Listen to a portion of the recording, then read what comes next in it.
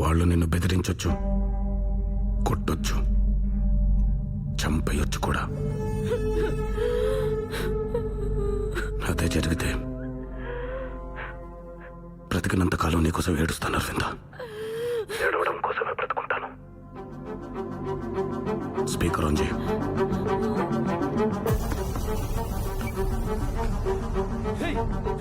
ఫోన్లో మాట్లాడుతోందిరా.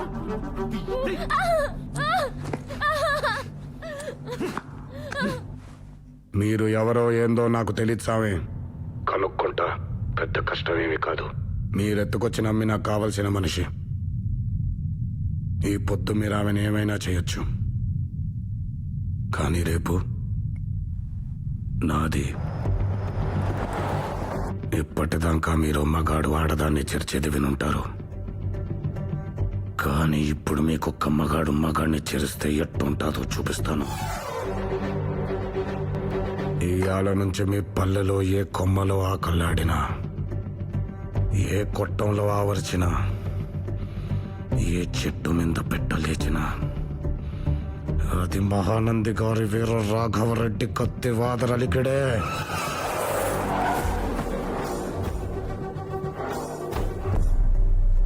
గుర్తుపెట్టుకోండి, మీలో ప్రతి ఒక్కడు నన్ను చంపమని నా కాళ్ళు పట్టి వేడే వరకు హింసించి చంపుతా.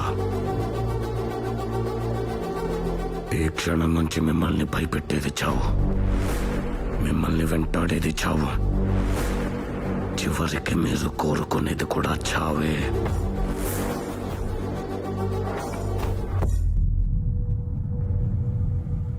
సావు కనుక్కుంటుంటే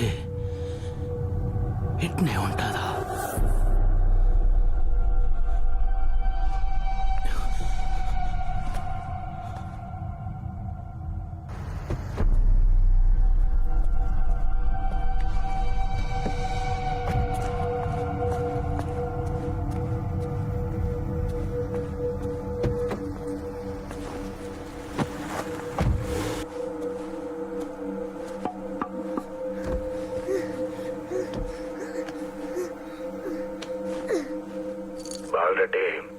గొంతు గుర్తుపట్టినావా?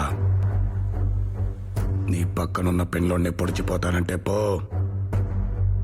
నువ్వు ఊరు చేరేలోపు తరుముకుంటా వచ్చి నిన్ను నరికేస్తా. నాకేం నుంచి బెంగళూరు దగ్గర, ముందక్కడికి పోతా. అక్కడ చదువుతున్న నీ కొడుకుని చంపేస్తా. పల్లె చేరేలోపు ఆడిపోయిన వార్త విందో నీకు పూర్తిగా ఏడిచే టైం కూడా ఇవ్వను బాలరెడ్డి. నల్ల మబ్బు ఆకాశాన్ని కమ్మినట్టు నల్లగుడిని కమ్మేస్తా. లేదు, ఈ రణమంతా ఎందుకు అనుకుంటే ఆ పిల్లో నాన్నే దింపేసిపో. నీకు శాంతి ఎలా ఉంటుందో చూపిస్తా. నువ్వు ఊహించవు, అంత అద్భుతంగా చూపిస్తా.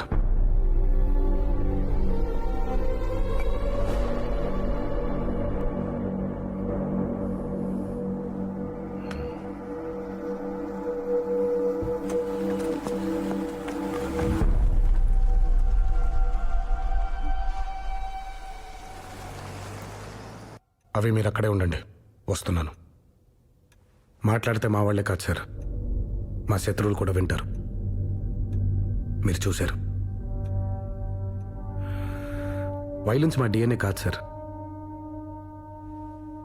మా మీద రుద్దపడ్డ అత్యవసర పరిస్థితి.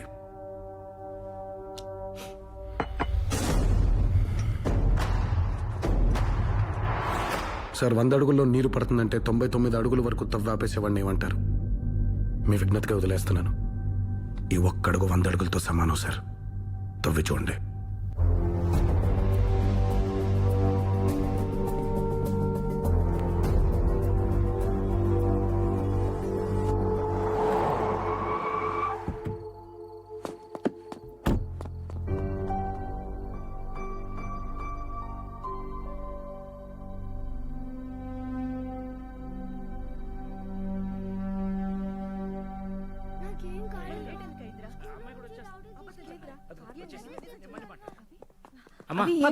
నీకేం కాలేదు కదా?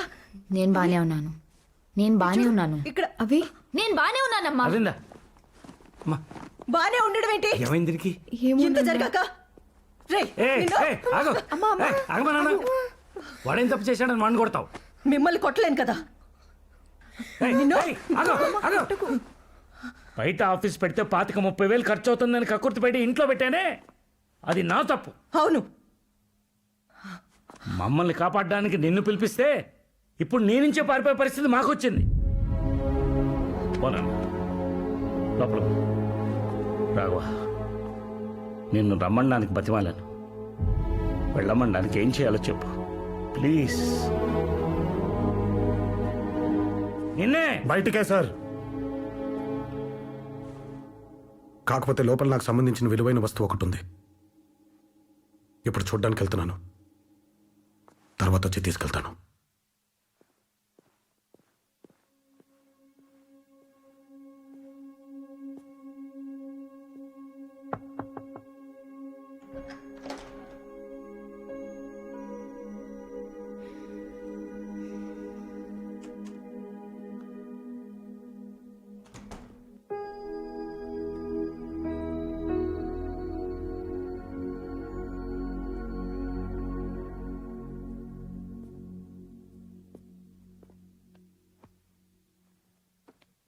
అవి నిన్ను ఫస్ట్ టైం కలిసినప్పుడు నా సమస్యలకి నీ వల్ల సొల్యూషన్ దొరుకుతుందని అనుకున్నాను. ప్రాసెస్లో ఎక్కడో ఆ సొల్యూషన్ నువ్వే అని బిలీవ్ చేయడం మొదలుపెట్టాను. తప్పు. అలాగే నువ్వు అమ్మాయిల అబ్బాయిల్ని కౌగిలించుకున్న తర్వాత అబ్బాయిలు అమ్మాయిల భుజాలపై నుంచి ప్రపంచాన్ని చూడడం మొదలు పెడతారన్నావు. అది కూడా తప్పే. అవి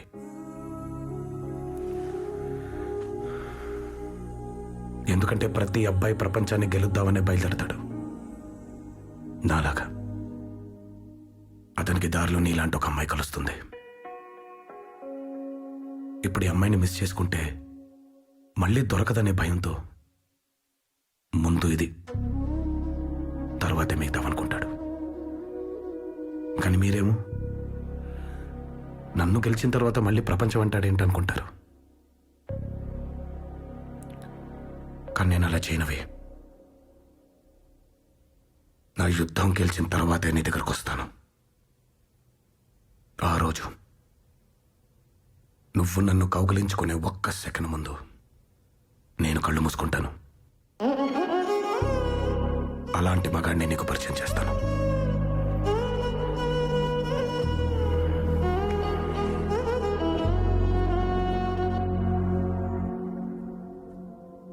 మీ మగాళ్ళకు ఆడాలని సంతోషపెట్టాలంటే డబ్బులు సంపాదిస్తే చాలు, జ్యువెలరీ ఇస్తే చాలు, కంఫర్ట్స్ ఇస్తే చాలు అనుకుంటారు. అవే వద్దు రాఘవ, టైం ఇవ్వండి చాలు. మా నాయన కూడా మా అమ్మకి ఎప్పుడూ టైం ఇవ్వలేదు. 25 ఏళ్ళు కొమ్మం కాడే కూర్చొని నా తల ఆవిడ ఒళ్ళో పెట్టుకుని ఒక పాట పాడుతూ ఎన్ని నిద్రలేని రాత్రులు ఎదురు చూసిందో. అది నేను జోలపాట అనుకునేవాడిని. ఇప్పుడు తెలుస్తుంది అది మా నాయన కోసం ఆవిడ పడిన వేదన అని.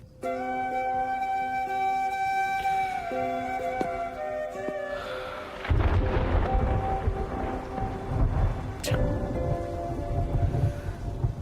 ఎంత పని చేసినావు నారపరెడ్డి. నీ పెండ్లాన్ని ఇంత రుష్టి పెట్టినవే. ఒక్కసారిగా నా మా అమ్మ పాడిన పాట నువ్వు వినుంటే ఆడున్నా వాలిపోయాడు కదా.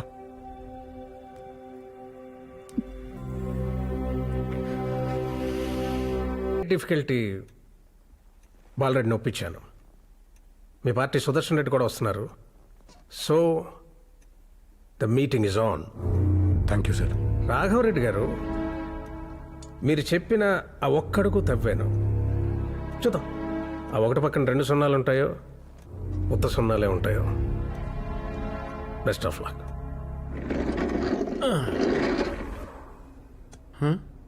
యుద్ధం గెలి చూస్తానంటాడేంటి?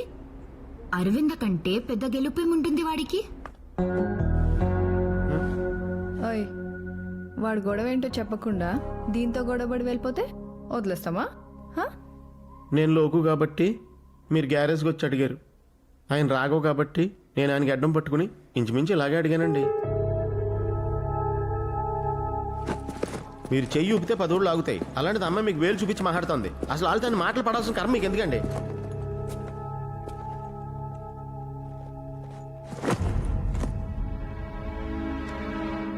ఎందుకు? రోజు లెఫ్ట్ నుంచి వెళ్ళే కాలేజ్కి ఈరోజు రైట్ నుంచి వెళ్దాం ఉంది. అప్పుడే నేను మా ఊరోళ్ళని చూశాను. ఆ రోజు వాళ్ళని చూసుండకపోతే వాళ్ళేం దారుణాలు చేసేవాళ్ళో తలుచుకోవడానికే భయంగా ఉంది. అందుకు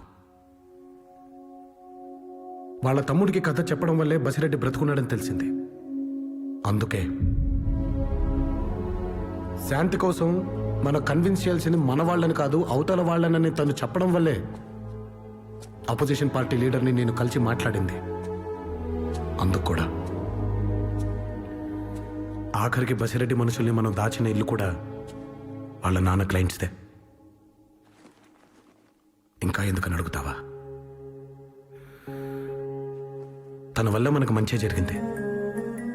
చెడేదైనా జరుగుంటే మన వల్లే నీలంబరి. నా వల్లే కదా తన కిడ్నాప్ అయింది. ఒక ఆడదాన్ని కష్టంలోంచి కాపాడితే మగాడికి హై వస్తుందంటారు. అదే ఆడదాన్ని కష్టంలోకి నెట్టి కాపాడితే అసహ్యం వేస్తుంది. నేను ఇక్కడ ఉంటే నీకు కూడా రిస్క్ అయిన నీలంబరి.